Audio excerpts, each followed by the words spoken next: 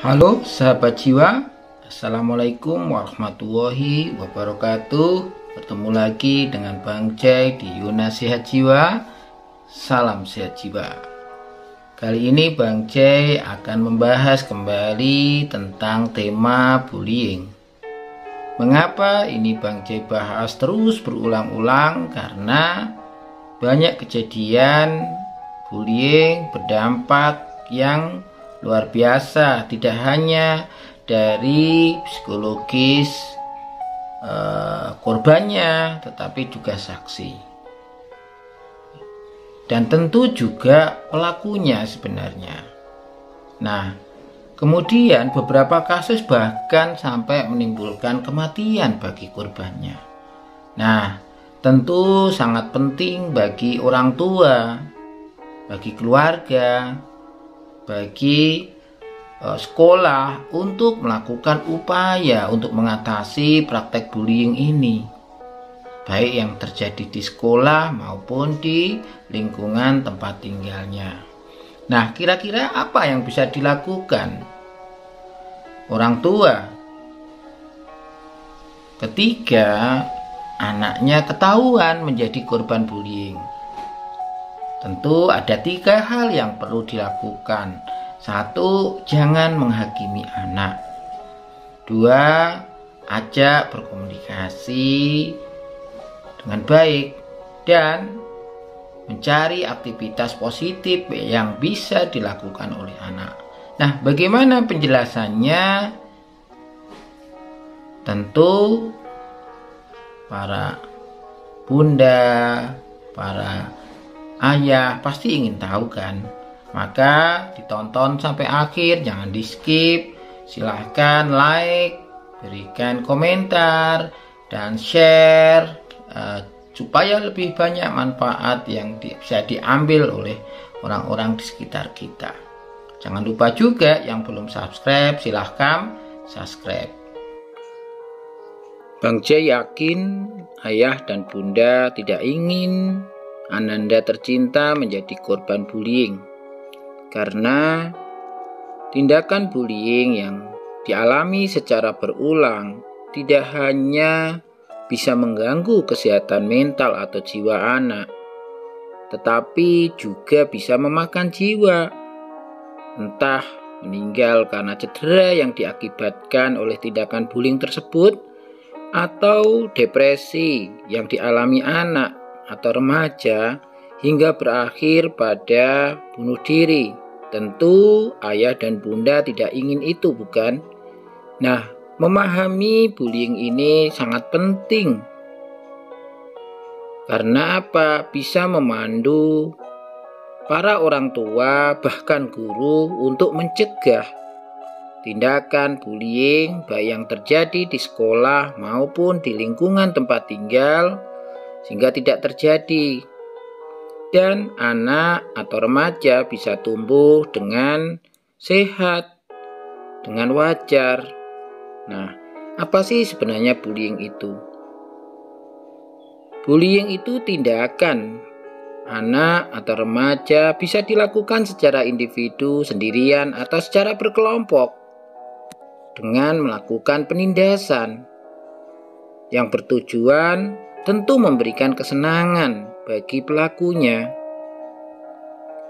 Bullying ini bisa saja dalam bentuk verbal atau bicara, olok-olok, cara fisik, ataupun hanya dengan bahasa tubuh atau body language ya. Bahkan bisa saja melalui online, yaitu cyberbullying. Bullying ini sering terjadi di sekolah, tidak hanya di lingkungan rumah. Nah, tentu ayah bunda tidak ingin anaknya menjadi korban bullying. Dan seandainya sudah menjadi korban, tentu tidak ingin kan sampai akhirnya cedera bahkan meninggal atau mengalami depresi. Maka tentu aksi bullying ini harus dihentikan, harus dicegah. Nah, karena sangat bisa merugikan korban hingga mempengaruhi psikisnya atau jiwanya. Fenomena bullying ini tentu tindakan semena-mena pelaku terhadap korban. Jika orang tua, ayah, bunda tidak mencoba membantu anaknya, mulai dari mengenali, mendeteksi apakah anak ayah bunda itu pernah bahkan sering mengalami tindakan bullying di sekolahnya. Tentu ketika dijumpai anaknya sudah mengalami bullying, apa yang mesti dilakukan oleh orang tua, oleh ayah dan bunda? Nah, ini ada 3 hal yang bisa dilakukan ayah dan bunda. Yang pertama, mengajak anak berkomunikasi dengan baik. Tentu perlu diciptakan momen penting untuk anak bisa curhat, bisa cerita. Mungkin bisa main-main dulu, bisa ada permainan dulu, baru setelah itu eksplorasi perasaan. Apa yang terjadi di sekolah? Ada hal yang membuat tidak nyaman atau tidak? Jika memiliki anak yang selalu murung dan tidak mau sekolah, bahkan untuk bermain pun tidak bersemangat, tentu ayah dan bunda harus mulai menanyakan ada apa. Nah, ketika memang anak mengalami perasaan tidak nyaman, bisa saja ditunjukkan dalam bentuk wajah yang murung, bahkan tegang, atau perilakunya sudah tidak seperti biasanya, tidak mau sekolah. Nah, ini adalah tanda bahwa anak mengalami bullying. Sebagai seorang ibu atau ayah, lebih baik memberikan perhatian kepada anak dengan mendekatkan diri ke anak secara perlahan-pelan dan membujuknya untuk bercerita kepada ibu atau ayahnya tanpa harus memaksa. Maka lakukan permainan yang santai dulu, baru berikutnya terjadi diskusi. Berikan anak waktu sampai anak tenang dan komunikasikan masalah anak dengan baik. Karena jika anak sudah merasa terpaksa, bukannya bercerita, yang ada aja adalah takut bercerita. Maka komunikasi yang baik antara ayah, bunda dengan anak sangat penting. Ciptakan suasana yang kondusif, yang nyaman, yang hangat, yang bersahabat untuk membicarakan permasalahan anak ketika di sekolah. Nah, ketika ini terjadi, maka komunikasi akan terjalin dengan baik. Ya, tentunya ciptakan suasana yang menarik, yang rileks, yang santai. Nah, salah satu halnya adalah bermain ya. Mungkin ini tidak sering dilakukan atau jarang dilakukan oleh ayah dan bunda. Mulailah sempatkan waktu barang 30 menit untuk bermain dengan anak. Dari situ sebenarnya sudah akan bisa melihat apakah respon anak terhadap permainan itu tepat atau tidak.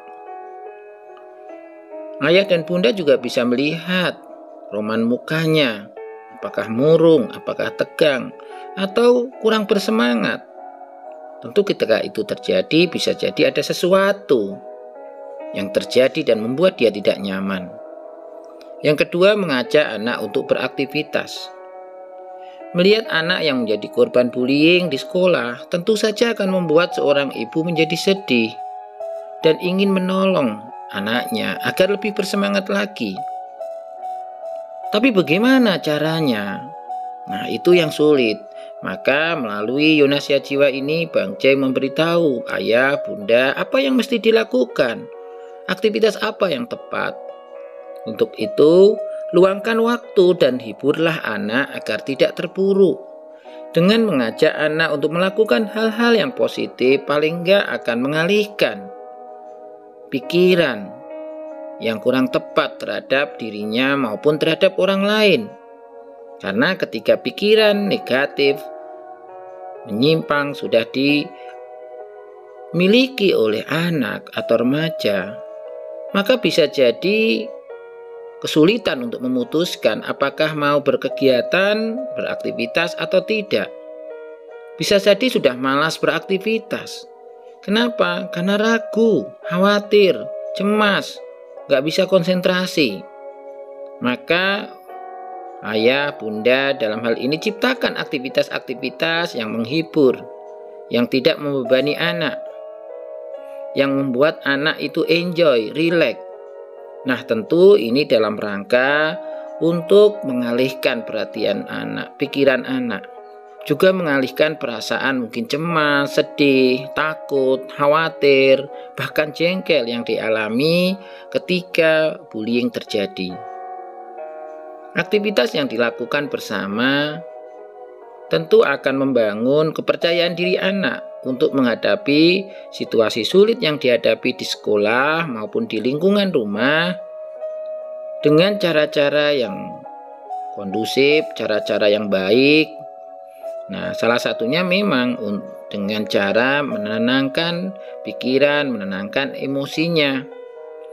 Nah, aktivitas bisa menjadi alternatif untuk melakukan pengurangan ketegangan fisik, emosi, serta pikiran, sehingga jauh lebih rileks. Prinsipnya adalah orang tua, ayah, bunda mengalihkan perhatian anak dari memikirkan pengalaman buruknya di sekolah terkait bullying dengan aktivitas-aktivitas yang positif, yang membangun, yang membuat anak bahagia, yang membuat anak tidak selalu terikat dengan pengalaman masa lalunya di sekolah, sehingga jauh lebih rileks dan tenang. Yang ketiga, jangan menghakimi. Saat anak menjadi korban bullying, lebih baik ayah, bunda jangan menghakimi atau menyalahkan anak, karena anak sedang mengalami fase yang sangat tertekan, ingin menangis dan sering marah-marah. Lebih baik hubungi orang tua pelaku bullying, tentu melalui sekolah. Kemudian komunikasikan dengan baik-baik tanpa menyalahkan satu dengan yang lainnya. Lalu ajak anak untuk saling memaafkan dan berdamai dengan temannya. Menyalahkan anak, menghakimi anak itu tidak akan menyelesaikan masalah, justru akan menambah masalah jauh lebih berat.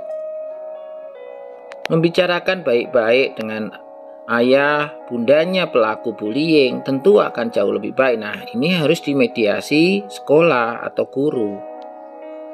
Ya, anak juga akan merasa nyaman bercerita kepada ayah dan bunda jika ayah dan bunda tidak menghakimi, tidak menyalahkan. Nah, itu kira-kira silahkan mencoba.